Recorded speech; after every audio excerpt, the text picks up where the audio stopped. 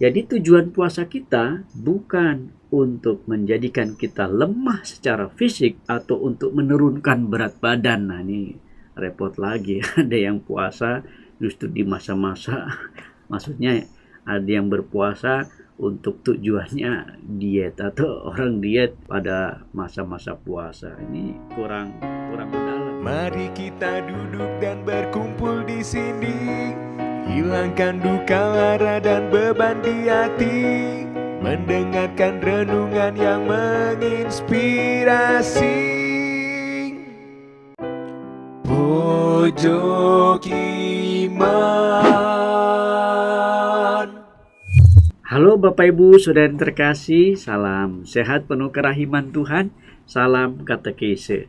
Dalam Pojok Iman kali ini kita menawarkan sebuah katekismus singkat yang mengambil dari katekismus atau ajaran gereja Katolik, kasanah-kasanah gereja yang bisa ditampilkan menjadi pengetahuan dan pendalaman untuk kita orang-orang Katolik dimanapun kita berada.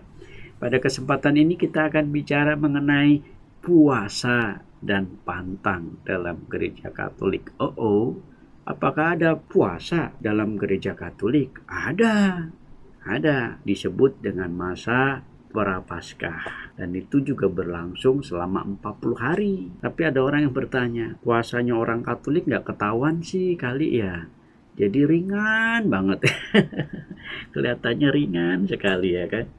Karena emang hanya suruh makan kenyang sekali, itu pun masih ada yang namanya pantang gitu kan. Ada puasa dan ada pantang, itu pun disebut dalam hari-hari yang khusus. Ada yang mau pantang hari Jumat, ada yang mau puasa hari Jumat, ada yang juga mau tiap hari selama 40 hari, macam-macam.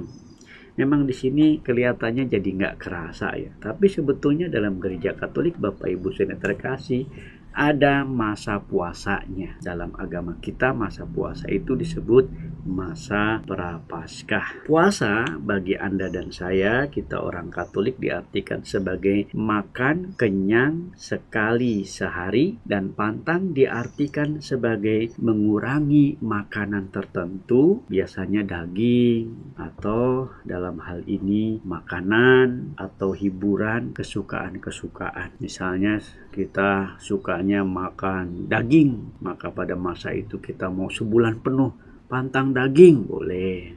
Atau tiap Jumat pantang daging, boleh. Yang merokok, pantang merokok. Itu meskipun kelihatannya ringan Bapak Ibu, saya pernah melakukan itu, susah juga loh, bayangin ya. Yang biasanya kita makan enak daging, tiba-tiba kita nggak makan daging sebulan, kerasa. Ada teman saya itu malah pantang makan nasi loh, dia sebulan nggak makan nasi. Waktu minggu pertama kuat, minggu kedua ketiga tantangan, tapi kuat, malah bisa keterusan nggak makan nasi. Tapi ya itulah tantangan-tantangan. Jadi nggak bisa dibilang ringan juga sebetulnya kalau pantang dan puasanya orang Katolik itu kita hadapi. Ini yang sekedar contoh kalau soal makanan dan soal daging. Apalagi kalau soal hiburan kesukaan. Bahkan kita juga bisa mengatakan kita bisa pantang marah misalnya di sana.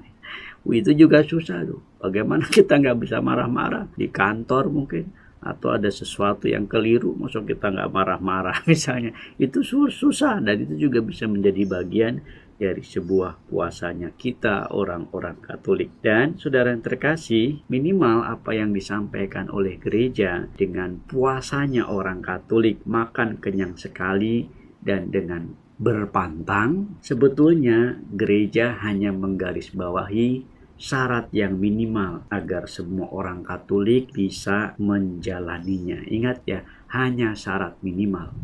Tapi kalau Anda mau maksimal boleh, ya kan? Itu yang tadi saya katakan. Mau makan kenyang cuma sekali, cuma siang doang. Kalau itu memang pagi kuat nggak makan, malam kuat nggak makan, boleh. Tapi jangan ngemil. Kadang Romo boleh nggak sih cuma makan kenyang sekali tapi terus kita ngemil? Ya namanya nggak puasa dong. Kalau namanya puasa itu kita latihan untuk mengendalikan diri.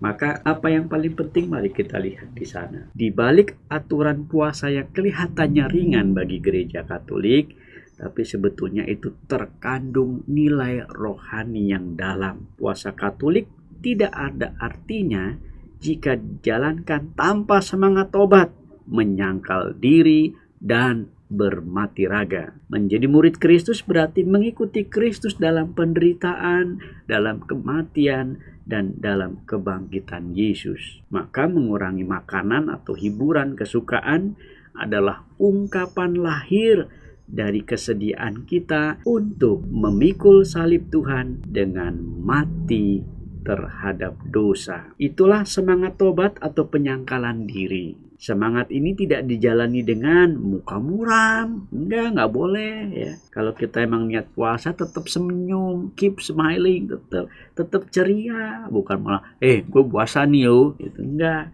Bagi kita harus nampilin dengan ceria. Kita harus nampilin dengan sukacita karena Kristus mati untuk dosa-dosa kita. Itu bisa Anda lihat referensinya dalam Injil Matius bab 6 ayat 16 sampai dengan 18.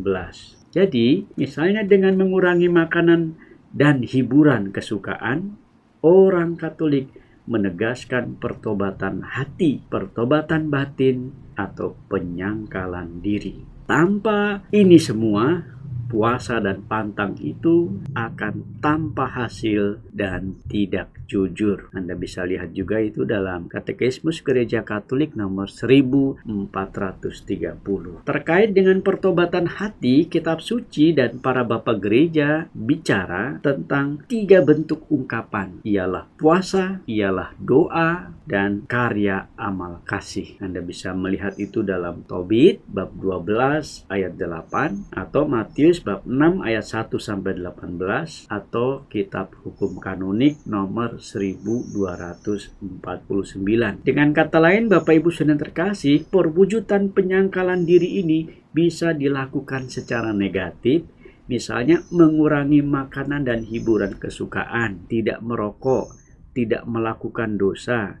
Tetapi juga bisa dilakukan secara positif. Misalnya meningkatkan hidup doa pribadi. Yang tadinya doanya cuma suam-suam kuku, malas-malesan, sekarang diatur pagi, siang, sore, malam gitu. Nah, ini mengenai meningkatkan hidup doa pribadi misalnya. Atau untuk mendoakan pertobatan dan kesembuhan seseorang. Ini yang disebut dengan silih. Kita mau bertobat demi bertobatnya bapak kita misalnya, atau ibu kita, atau sahabat kita itu ya. Atau bisa ditunjukkan juga dengan rajin membaca kitab suci. Justru masa-masa tobat itu orang sebetulnya harus belajar rajin baca kitab suci, karena kitab suci kan firman Tuhan. Rajin bersedekah, membantu sesama yang membutuhkan, dan sebagainya dan sebagainya.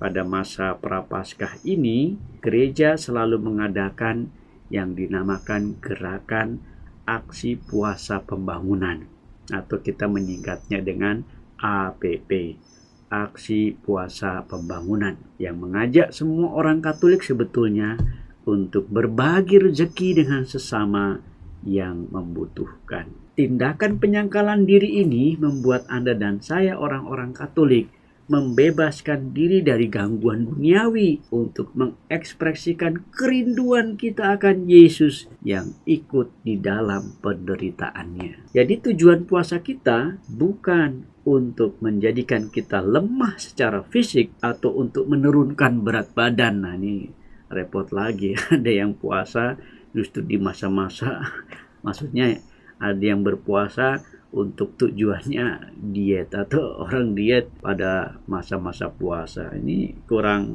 mendalam ya. Melainkan untuk menciptakan kelaparan dan kerinduan rohani agar bisa diisi oleh Kristus sendiri. Dengan puasa, kita mengungkapkan cinta kita kepada Tuhan dan mengakui keberdosaan kita meskipun kita tidak layak, dan kita mohon agar pengorbanan kita disatukan dengan kurban Kristus yang menderita dan memberikan darah hidupnya untuk kita. Pada tahun 1966, Beato Paus Paulus ke-6 mengamanatkan aturan puasa melalui konstitusi apostoliknya Penitemini, di mana ia meneguhkan praktik puasa dan pantang dan kewenangan kepada Konferensi Nasional Para Uskup di seluruh dunia. Perubahan oleh Paus Paulus dimasukkan ke dalam hukum kanon tahun 1983. Ini bisa kita lihat dalam kanon 1249 sampai dengan 1253.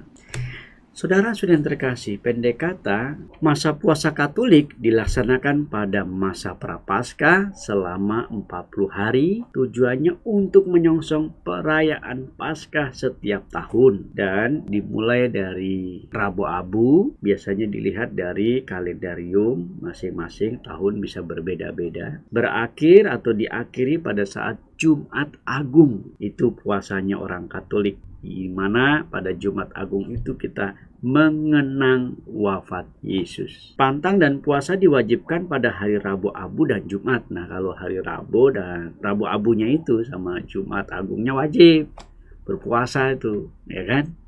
Itu wajib. Umat Katolik yang terikat oleh hukum puasa itu menyangkut setiap orang yang sudah berusia 18 tahun hingga awal tahun ke-60 mereka. Sedangkan umat yang terikat oleh hukum pantang menyakup semua orang nih yang berusia mulai 14 tahun ke atas. Pantang dilakukan pada setiap hari Jumat selama masa Prapaskah. Di samping masa Prapaskah, gereja juga menganjurkan umat Katolik berpuasa atau berpantang pada setiap hari Jumat sepanjang tahun itu untuk ambil bagian dalam penderitaan Yesus. Ini bisa kita lihat dalam kanon nomor 1250.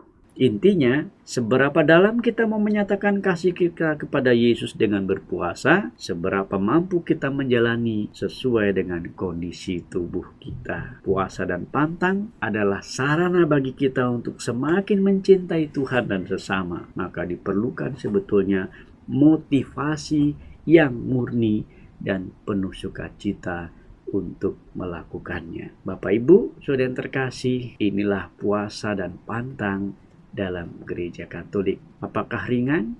Semua tergantung Anda dan saya menghayatinya. Makan ketupat, minumnya jus. Tetap semangat melayani Yesus.